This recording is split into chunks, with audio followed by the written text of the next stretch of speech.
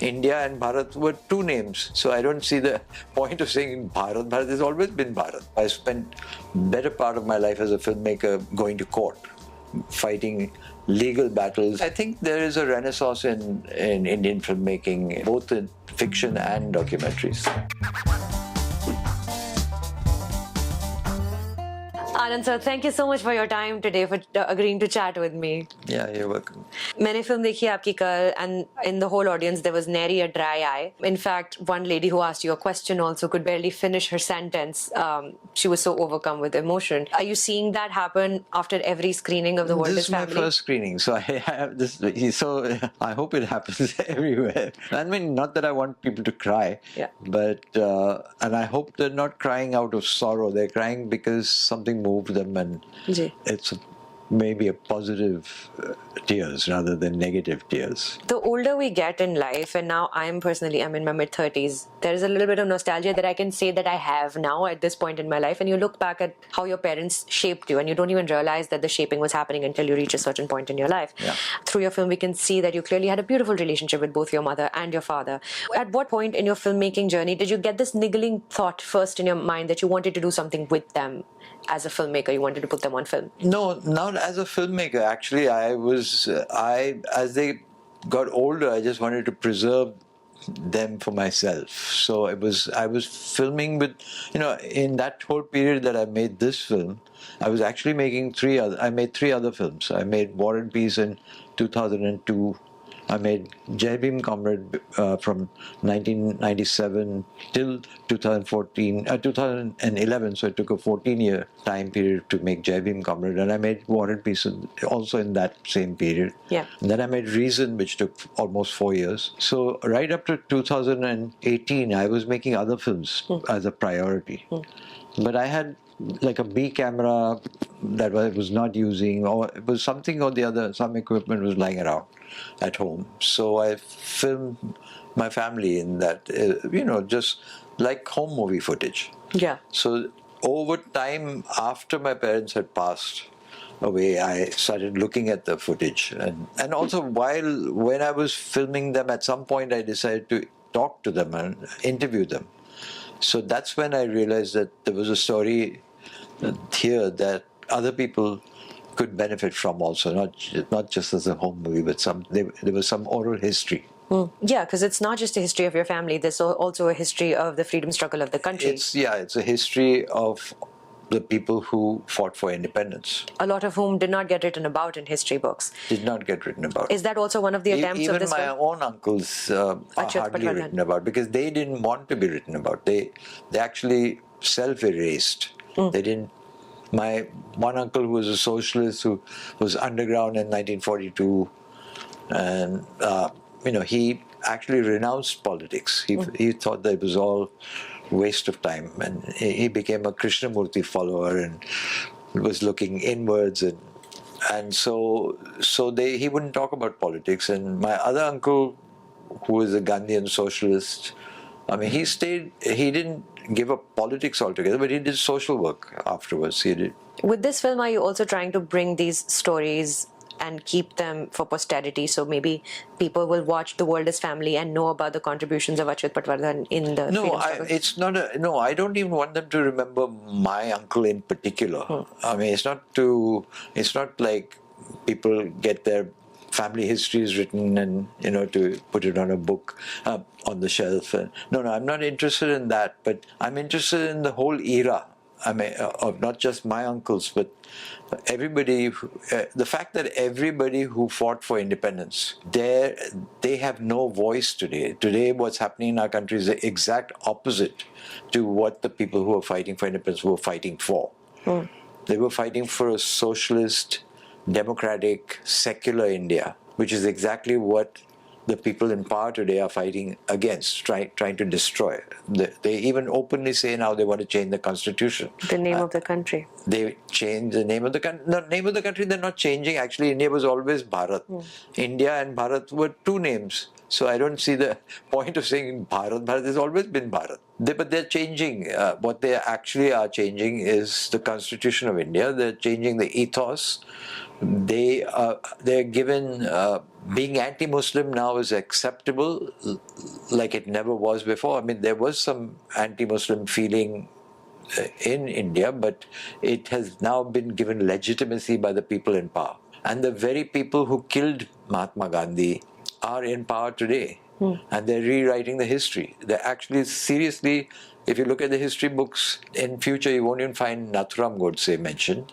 Or if Nathuram Godse is mentioned, he's mentioned as a bit of a hero who fought for his beliefs.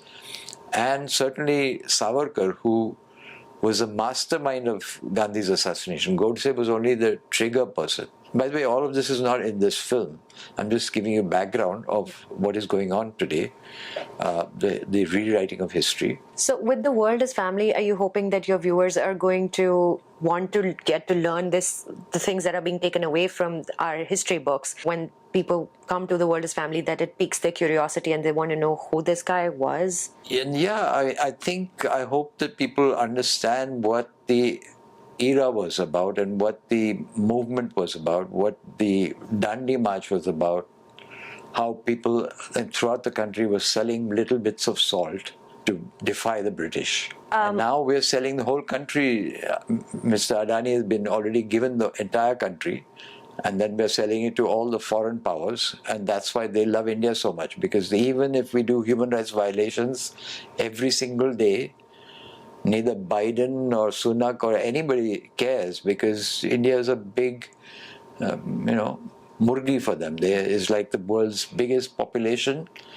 and this is where the market is. So it doesn't matter what the government does to its own people. So aside from all the current affairs the film talks about by way of history, coming back to what's currently happening in the country, it's also your most personal film, I would say, with your parents, and we spend intimate moments with your father and your mother. There's many celebrations throughout the films. There's so many cakes. I think there's like 5 or 6 cakes that are being cut throughout the film. So you're also celebrating your parents' life. So talk to me about figuring out that balance, where the Patwardhan story is going to end and India's story is going to begin, and how you're going to merge both of them together. So it's two families. The Patwardhans on the one side and my mother's family, the Sindhi family, on the other side. So I went to Pakistan and talked to friends of the family, a Muslim woman who remembers the times when they were together. Yeah, I think what the picture that emerges, hopefully for the audience, is that we lived in very syncretic times where the idea of Hindu or Muslim didn't matter. Yeah. I mean, it might have mattered here and there in some pockets, but by and large, no. There's some very difficult moments in the film, which as a filmmaker, you are figuring out probably, am I a filmmaker in this moment, or am I a son in this moment? Is this my family, or are these my subjects that I'm telling the story of? How did you find yourself continuing to roll the camera and continuing to document this for complete strangers to watch at some point in the future? Yeah, there are difficult moments. I mean, there's like the moment when my parents passed away, and I've got a camera in my hand. I'm not in mourning, I'm actually filming. So in a way that helped me, because it helped me deal with my grief, because I was doing something technical. So you just shut your emotional side of your brain off for a bit. Yeah. Talking about the current documentary landscape of the country, we've had some big titles come out. Just one recently won an Oscar. The other one, Shaunak's film, was nominated for an Oscar. Film featuring Ravish Kumar is doing international rounds right now while we watched Vinay Shukla's film. What are you observing about the current scenario in India as far as documentary filmmaking is concerned? So these are exceptional documentaries which are very powerful, but they somehow managed to secure international funding, and that has given them at least financial stability. Most people in India, most filmmakers, have a hard time raising money, but I think that shouldn't stop anybody. It has never stopped me, and I think that if you have a passion to make a film, you can make it even on your phone. You can make it on. Nowadays, the technology is accessible, so if you want to do something, you can actually do it with very little money. So I would say that the future is bright. The real problem in India is not how to make films, but how to show films. Because once you make the film, you're still stuck. Your film's not going to reach mass audience. Even my films don't reach mass audiences because they're prevented from reaching. out to people. And so I spent better part of my life as a filmmaker going to court, fighting legal battles to get censor certificate, legal battles to get the film shown on Doordarshan, which always rejected the films, and then we went to court, and 7 times we won in court to force Doordarshan to show the films. But they showed it only once because of court order, so it's not like it changed.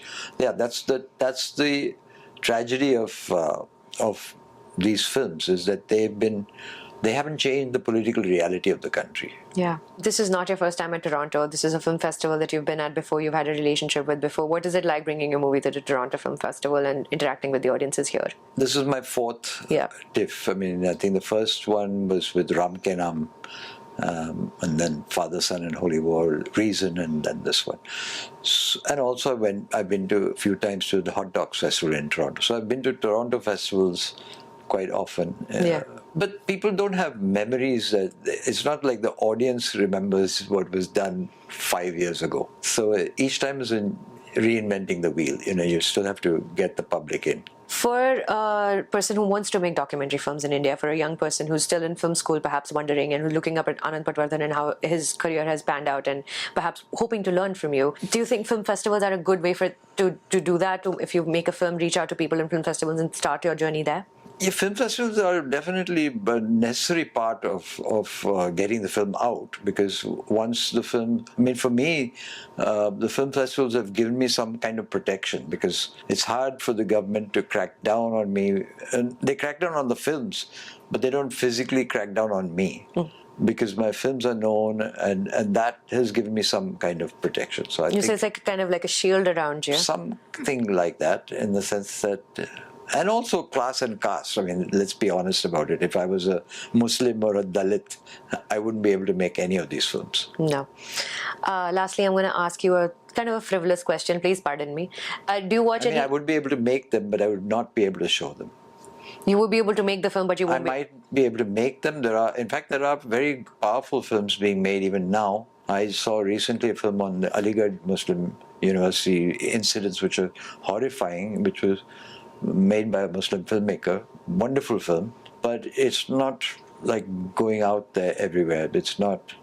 It should be, but there are many films that haven't traveled like they should. What would be the path of least resistance for these films to be able to see the light of day? No, it's not the filmmaker's fault. It's the fault of society that doesn't accept them. So it's our responsibility to get them shown. And I've spent a lot of time since 2004 till today. We've shown documentaries every single month in India. I mean, in Bombay. First it was at Bhupesh Gupta Bhavan, and then we moved to Prithvi Theatre. And every month we show films, and once a month we also show them online, another film online. So we show 2 films a month. 99% of them are documentaries, or sometimes we show short films also. So it's opened a space for, and we have a long waiting list. Everybody wants to show these films. But that's just a small place. I mean, if that is replicated, and we are not the only group. There are people in Calcutta. There's a film group that has been doing wonderful work. In Chennai, there are people doing work. In Bangalore, there are people doing work. So it's in many parts of the country. There are groups that are using cinema and documentary cinema. But these are individual efforts, and this is not mass viewing. It's not like getting it shown on TV. Yeah. Lastly, because I don't have a whole lot of time left with you, I'm going to ask you a little bit of a frivolous question. Pardon my indulgence. Have you watched any Bollywood recently? Anything that you've liked that I just saw Kiran Rao's film. Labata Ladies, sure. Is that a Bollywood? Do you call it? Sure. It is kind of Bollywood adjacent. Come out of the Bollywood. It is an Amir Khan production at the end of the day. Yeah. Not all of them are good, but this one is good. I mean, some are great. Yeah, I think there is a renaissance in Indian filmmaking, both in fiction and documentaries. You see a renaissance happening right now? Yeah, I think the opportunities to make films have certainly increased with OTT platforms and etc. Not for me personally, because OTT won't touch my films, but for many people, yes. Thank you for talking to me today. Thank you for bringing your film to Toronto and allowing us to be a part of this whole experience and giving us an insight into the history of your life, of your families. Thank you. Thanks.